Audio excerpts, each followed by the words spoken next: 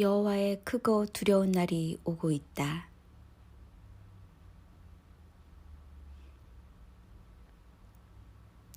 보라, 내가 속히 오리라. 이 말씀은 마지막 때의 사건들의 진행 속도가 매우 빠르게 연달아 일어날 것이란 뜻이다. 전염병은 2년차에 변종은 원조, 알파, 베타, 감마, 델타, 오미크론으로 풀릴만 하면 변이가 발생한다. 오미크론은 그리스 15번째 문자이며 숫자로는 70을 뜻하는데 70은 완성의 숫자다. 변종이 발생한 대륙은 아시아, 유럽, 아프리카, 남아프리카, 아시아, 아프리카로 모든 대륙이다. 백신 접종은 변종에 따라 1차, 2차, 3차, N차가 필요하다. 백신을 강제한 정책을 보면 짐승의 시대에 어느 나라가 위험한지 알려준다. 유럽, 미국, 호주, 캐나다, 이스라엘, 중국은 위험한 나라이며 문명이 발전한 나라일수록 더 위험하다. 전염병은 에레미야와 에스겔 선지자는 물론이고 계시록과 주님께서도 언급하신 심판을 앞두고 나타난 전조이다. 전염병이 하나님께서 보내신 징계의 도구라면 백신은 인본주의 대책이고 하나님의 뜻은 회개하고 하나님께 돌아오는 것이었다. 그러나 아무리 변종을 보내도 사람들은 하나님을 찾지 않았고 그들의 생각도 달라지지 않았다. 인류의 종말에 대한 예고는 그 칼날이 우리 시대를 향하고 있다.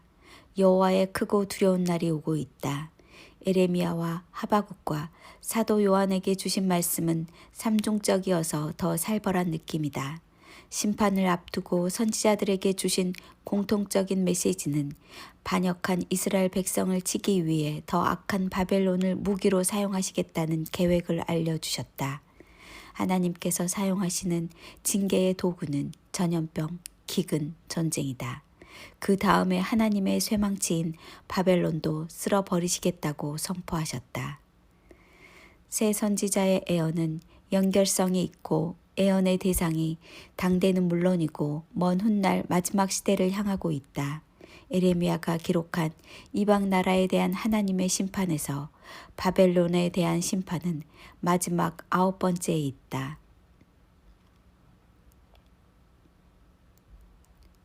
종말의 때에 마지막 심판도 음녀 바벨론에 대한 것이었다. 하나님께서는 선지자에게 말씀하실 때 이미 미래의 마지막 시대도 동시에 보고 계셨다. 바벨론의 명칭은 우리 시대의 글로벌리스트, 딥스테이트, 일루미나이티, 카발 등으로 불린다.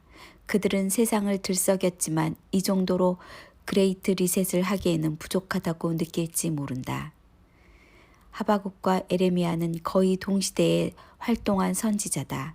하박국은 BC 612년, 에레미야는 BC 627년에서 BC 580년 사이에 애언을 기록했다. 그리고 두 선지자의 애언을 받아 AD 97년 사도 요한이 확증하였고 AD 2021년을 살아가는 우리에게도 도착했다. 하나님의 타이밍은 사람의 시간과 연대를 초월하여 계시하신다. 하박국은 질문은 곧 우리의 질문이기도 하다. 하박국이 고발한 시대의 부조리는 선민이라 불리는 유다 백성들이다. 이 고발은 우리의 고발이기도 하다. 하박국과 에레미야는 만연한 부패와 타락을 하소연했는데 하나님의 응답은 열방의 심판까지 확장하셨다. 너희는 여러 나라를 보고 또 보고 놀라고 또 놀랄지어다. 너희의 생전에 내가 한 가지 일을 행할 것이라. 누가 너희에게 말할지라도 너희가 믿지 아니하리라. 보라, 내가 사납고 성급한 갈대아 바벨론 사람을 일으켜서 유대 교회를 쳐서 심판할 것이다. 하나님의 해결책은 바벨론을 이용하여 유다를 심판하시겠다는 응답이었다. 현대 교회의 상황이기도 하다. 이 환상은 정한 때가 있고 마지막 때에 대해 말하고 있으며 거짓되지 않기 때문이다. 비록 늦어진다고 할지라도 너는 그것을 기다려라. 그날은 반드시 올 것이며 늦어지지 않을 것이다. 정한 때가 우리 세대에 도착했다고 믿는다. 에레미야의 바벨론에 대한 예언은 마지막 때를 표시하기도 한다. 바벨론에 대한 심판은 에레미야 50장과 51장에 기록되었는데 110절에 이른다. 심판에 대한 내용이 요한계시록 17장과 18장에 기록된 것과 유사한 것은 두 기록이 같은 목적을 예고한다는 사실을 알 수 있다. 두 텍스트는 같은 사건을 거의 똑같이 기록하고 있다.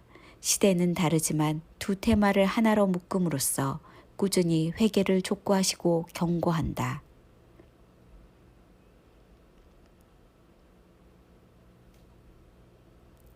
바벨론은 우상의 땅이요. 그들의 우상에 미쳤기 때문에 바벨론이 파괴되는 소리에 땅이 흔들리고 울부짖는 소리가 온 나라들에 들릴 것이다. 영적 생활의 가장 걸림돌이 돈이며 이는 하나님을 대체하기도 한다. 사람들은 왜 끊임없이 이렇게 허무한 것들을 쫓는 것일까? 그것의 결국은 허무함과 죽음뿐이며 끝없는 영적 추락 끝에 몰락하게 된다. 에레미야가 기록한 바벨론의 심판은 요한계시록에 기록된 음녀 바벨론을 표시하고 바벨탑처럼 무너질 것이다. 바벨론은 온 세상을 취하게 하는 금잔이며 이를 표본으로 삼아 이방 나라들을 심판하시기 위한 진노의 잔을 상징한다.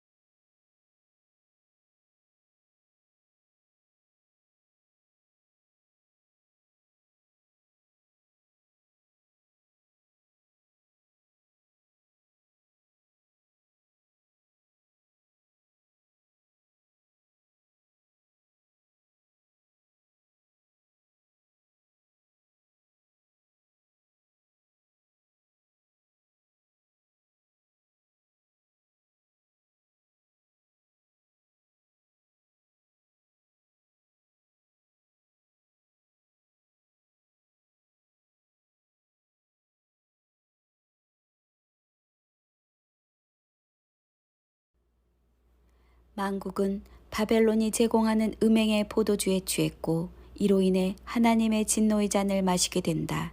에어는 필연적으로 성취되기 위해 예정된 결론을 향하여 진행한다. 예루살렘은 함락되었고 바벨론 제국도 멸망하였는데 이제 마지막 시대만 남았고 지금 우리가 그 당사자들이다.